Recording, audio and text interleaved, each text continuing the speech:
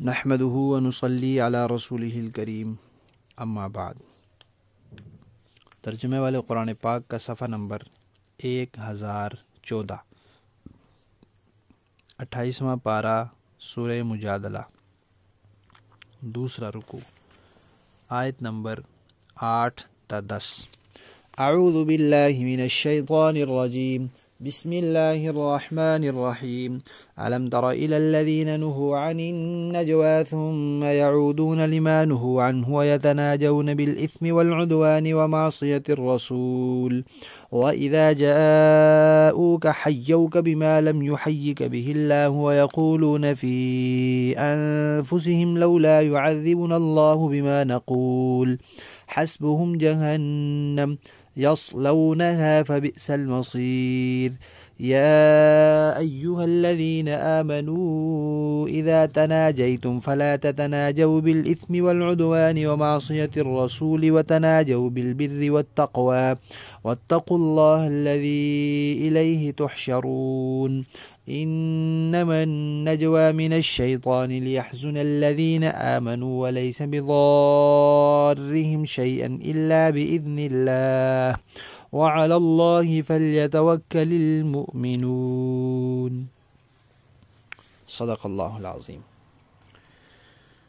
سورت کے شروع میں زہار کا تذکرہ تھا، پھر اس کے بعد یہ بتایا کہ اللہ تعالیٰ کی حدود ہیں، ان کی خلاف ورزی نہ کرو، اللہ تعالیٰ سزا دیں گے اور سزا قیامت کے دن دیں گے، اور سزا دینے والے کا علم ہونا بھی ضروری ہے، قدرت ہونا بھی ضروری ہے، تو اللہ تعالیٰ کے علم اور قدرت کا تذکرہ آیا تھا۔ اور یہ بھی آتا ہے کہ وہ جو خاتون تھیں انہوں نے نبی پاک صلی اللہ علیہ وسلم سے جو بات کی تھی وہ سرگوشی میں کی تھی، تو سرگوشی کا بھی تذکرہ آیا۔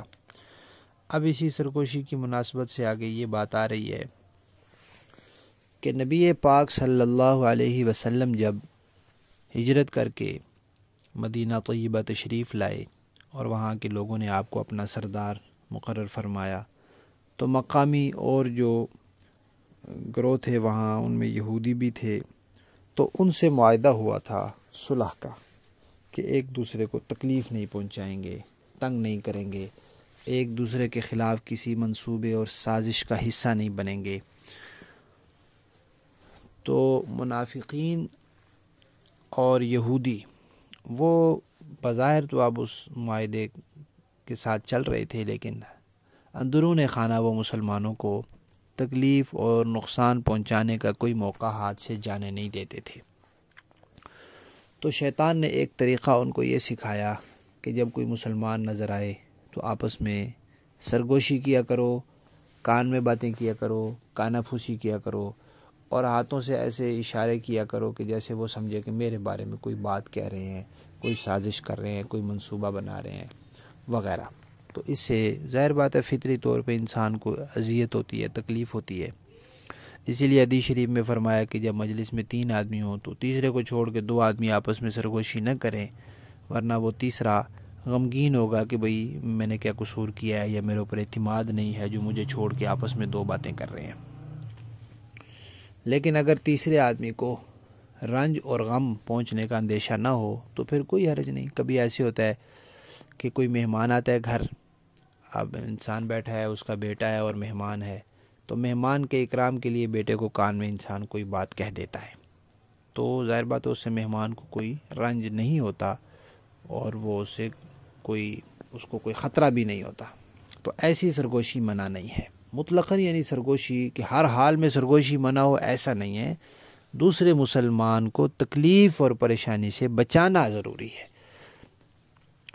باقی کئی کام سرگوشی کے ہی ہوتے ہیں، وہ سرگوشی میں ہی کرنے والے ہوتے ہیں، اگر کھلے لفظوں میں اور اونچی آواز میں کریں گے تو اس سے نقصان کا اندیشہ ہوتا ہے، تو وہاں پہ سرگوشی ضروری ہوتی ہے۔ بہرحال تو شیطان نے یہودیوں کو اور منافقین کو یہ طریقہ سکھلایا اور وہ ایسے کرتے تھے۔ تو اللہ تعالیٰ نے قرآن پاک میں فرمایا، سورہ نساء میں یہ بات گزر چکی ہے کہ لا خیر فی کثیر من نجواہم، ان کی سرگوشیوں میں اکثر خیر کی بات کوئی نہیں ہوتی، تو ان کو پھر اس طرح کرنے سے منع کر دیا گیا کہ اس طرح سرگوشی نہ کیا کرو۔ لیکن وہ باز نہیں آئے اور پھر انہوں نے یہی روش جاری رکھی۔ اور ایک یہودیوں کا طریقہ اور ان کی خباثت یہ تھی کہ نبی پاک صلی اللہ علیہ وسلم کے پاس جب آتے تو سلام کے لیے السلام علیکم کے بجائے السلام علیکم کہتے۔ السلام اور السام میں ایک لام کا فرق ہے، لیکن معنی سلام کا معنی سلامتی ہے اور سام کا معنی موت ہے۔ تو بندہ سلام کرتا ہے تو کہتے ہیں تم پر سلامتی ہو، اور السلام علیکم کہا جائے تو مطلب ہوتا ہے کہ تمہیں موت آئے۔ تو لیکن کیونکہ صرف ایک لام کا فرق ہے تو بندہ دھیان نہیں کرتا، اگلا بھی تیزی میں بولے یا دبے لفظوں میں بولے تو سمجھ بھی نہیں آتی۔ تو نبی پاک صلی اللہ علیہ وسلم کا طریقہ یہ تھا کہ یہودی جب ان کو آ کر سلام کرتے تھے تو آپ صرف یہ کہتے تھے وعلیکم۔ اب جو بھی اس نے کہا ہوگا بکا ہوگا وہ اسی کے اوپر لوٹ جاتا تھا۔ ایک واقعہ بھی ہے، ایک مرتبہ کسی یہودی نے کہا السلام علیکم، حضور نے فرمایا وعلیکم۔ تو حضرت عائشہ تشریف فرما تھی، ان کو بہت غصہ آیا تو انہوں نے کہا علیکم السلام واللعنت، تمہارے اوپر موت ہو، تمہارے اوپر لعنت ہو۔ تو وہ چلا گیا تو حضور نے فرمایا کہ عائشہ آپ اتنے غصے میں کیوں آ گئی؟ تو انہوں نے عرض کیا یا رسول اللہ آپ نے سنا نہیں وہ کیا کہہ رہا تھا؟ حضور نے فرمایا سنا ہے۔ تو آپ نے نہیں سنا، پھر میں نے کیا جواب دیا؟ تو بہرحال وہ اس طرح کی شرارتیں اور خباثتیں کرتے رہتے تھے۔ تو اس کا بھی اللہ تعالیٰ نے یہاں تذکرہ کیا ہے کہ اللہ تعالیٰ نے تو سلامتی کا لفظ بولا ہے، سلام کے لیے وہی سکھلایا ہے اور اسی کے ساتھ زندہ رہنے کی دعا دی ہے۔ اور یہ لوگ جو ایسے موقع پر سلام دعا کے موقع پر جو لفظ بولتے ہیں وہ اس سے الگ ہے جو اللہ تعالیٰ نے بولا ہوا ہے۔ پھر یہ کہتے تھے کہ ہم ان کی بات نہیں مانتے، انہوں نے سرگوشیاں کرنے سے منع کیا تھا ہم کرتے ہیں، اور ہم ان کو اس طرح سلام کرتے ہیں کہ تمہیں موت آئے۔ اگر یہ اللہ کے نبی ہیں تو اللہ تعالیٰ ہمیں سزا کیوں نہیں دیتے، اللہ ہمیں پکڑتے کیوں نہیں؟ کیونکہ یہ تو بڑی ہی توہین اور بے ادبی اور گستاخی کی بات ہے کہ نبی کو بندہ کہے کہ تمہیں موت آئے، نعوذ باللہ۔ تو اللہ تعالیٰ نے فرمایا کہ بھئی یہ تمہیں سزا نہ ملنے کا مطلب یہ نہیں ہے کہ بھئی یہ نبی نہیں ہے اس لیے تمہیں سزا نہیں مل رہی۔ وہ اللہ تعالیٰ کے یہاں ہر کام کا ایک وقت ہے اور ایک مہلت اللہ نے دی ہے، اس مہلت سے تم جائز فائدہ اٹھاؤ، ناجائز فائدہ نہ اٹھاؤ، ورنہ جب وقت آئے گا تو پکڑے جاؤ گے اور تمہیں سزا ملے گی، اور دوزخ کی جو سزا ہے وہ تو پھر ہے ہی ہے اور وہ تمہارے لیے کافی ہے، پھر تمہیں لگے گا پتہ۔ ایک بات اس میں یہ بتائی ہے کہ کافر اور منافق جو سرگوشیاں کرتے تھے اس میں گناہ کی باتیں ہوتی تھی، مسلمانوں پر ظلم زیادتی اور سرکشی کی باتیں ہوتی تھی، رسول اللہ کی نافرمانی کی باتیں ہوتی تھی۔ تو مسلمان اگر سرگوشی کریں تو وہ کیسی باتیں کریں؟ وہ تقوی کی باتیں کریں، وہ نیکی کی باتیں کریں، اور اللہ اور اس کے رسول کی فرما برداری کی باتیں کریں، اطاعت کی باتیں کریں، نافرمانی کی باتیں نہ کریں۔ اور باقی رہی ان کی عادتیں جو شیطان ان سے کروا رہا ہے، سرگوشیاں، اور تو یہ چاہتے ہیں تمہیں نقصان پہنچے اور تمہیں پریشانی ہو، تو تم یہ سوچ لو کہ نفع اور نقصان کے مالک تو اللہ تعالیٰ ہے۔ جب تک اللہ نہیں چاہیں گے یہ تمہیں ایک ذرہ برابر نقصان نہیں پہنچا سکتے، تمہارا ایک بال نہیں ٹیڑھا کر سکتے جب تک اللہ نہیں چاہیں گے، اور جو چیز تمہاری قسمت میں لکھی ہے اس کو کوئی روک نہیں سکتا۔ لہذا ایمان والوں کو چاہیے کہ وہ صرف اللہ پر بھروسہ رکھیں اور ان کی ایسی چیزوں سے پریشان نہ ہوں۔ تو گویا ان آیات میں اللہ تعالیٰ نے توکل کا درس دیا ہے اور ایمان والوں کو تسلی دی ہے کہ شیطان کچھ نہیں بگاڑ سکتا، جب تک اللہ کا حکم نہیں ہوگا تمہارا کوئی نقصان نہیں ہو سکتا۔ لفظی معنی دیکھیے، الم تر الی الذین، کیا آپ نے نہیں دیکھا ان لوگوں کو، نہو جنہیں منع کیا گیا، عن النجوى سرگوشی سے، ثم یعودون پھر وہ لوٹتے ہیں، لما اس کام کے لیے، نہو عنہ جس سے ان کو منع کیا گیا، ویتناجون اور وہ سرگوشی کرتے ہیں آپس میں، بالاسم گناہ کی، والعدوان اور سرکشی کی، ومعصیت الرسول اور رسول کی نافرمانی کی، وَإِذَا جَاءُوكَ اور جب وہ آتے ہیں آپ کے پاس، حَيَّوْكَ دعا دیتے ہیں آپ کو، بما ایسے الفاظ کے ساتھ، لم یحییکا کہ نہیں دعا دی، بھی ان الفاظ کے ساتھ آپ کو، لم یحییکا کہ آپ کو دعا نہیں دی، بھی ان الفاظ کے ساتھ، اللہ اللہ نے۔ وَيَقُولُونَ اور پھر وہ کہتے ہیں فی انفسہم اپنے دل میں یا آپس میں لولا کیوں نہیں یعذبنا اللہ ہمیں عذاب دیتا اللہ بما اس پر نقول جو ہم کہتے ہیں. اللہ فرماتے ہیں حسبہم کافی ہے ان کو جہنم دوزخ یصلونہا وہ ڈالے جائیں گے اس میں فبئس المصیر وہ برا ٹھکانہ ہے. یا ایھا الذین آمنوا اے ایمان والو اذا جب تناجیتم تم آپس میں سرگوشی کرو فلا تتناجوا تو پھر نہ سرگوشی کرو بالاسم گناہ کی والعدوان اور سرکشی کی ومعصیت الرسول اور رسول کی نافرمانی کی. وتناجوا اور سرگوشی کرو بالبر نیکی کی والتقوی اور پرہیزگاری کی تقوی کی.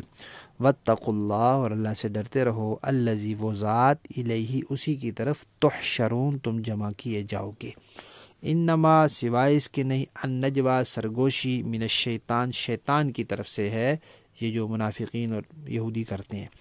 کیوں ہے لیحزن تاکہ وہ غمگین کر دے الذین آمنوا ان لوگوں کو جو ایمان لائے ولیس بضارہم لیکن وہ نہیں بگاڑ سکتا ان کا شیئن کچھ بھی الا مگر باذن اللہ اللہ کے حکم سے.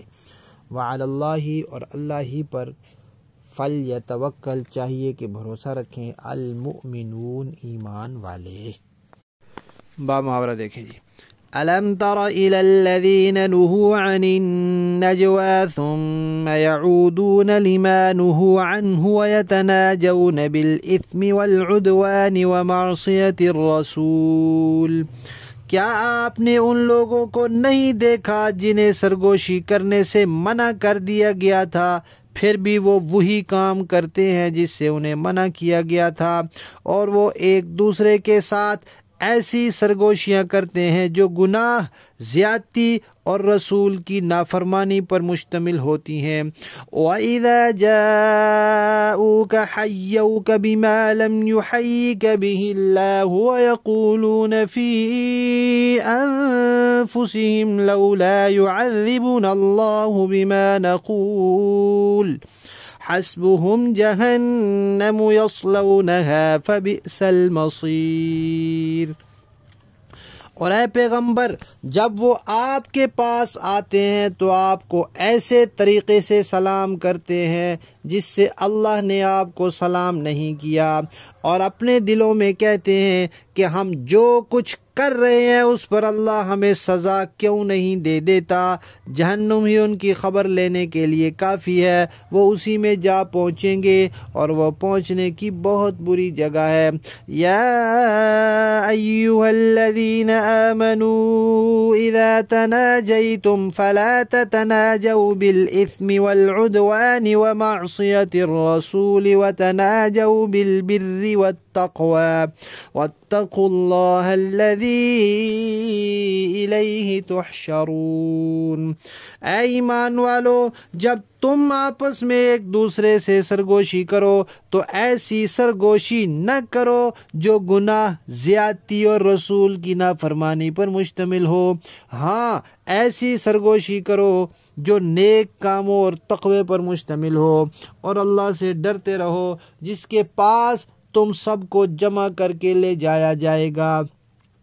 انما النجوى من الشيطان ليحزن الذين آمنوا وليس بضارهم شيئا إلا بإذن الله وعلى الله فليتوكل المؤمنون. ایسی سرگوشی تو شیطان کی طرف سے ہوتی ہے تاکہ وہ ایمان والوں کو غم میں مبتلا کرے اور وہ اللہ کے حکم کے بغیر انہیں ذرا بھی نقصان نہیں پہنچا سکتا اور مومنوں کو اللہ ہی پر بھروسہ رکھنا چاہیے. صدق اللہ العظیم.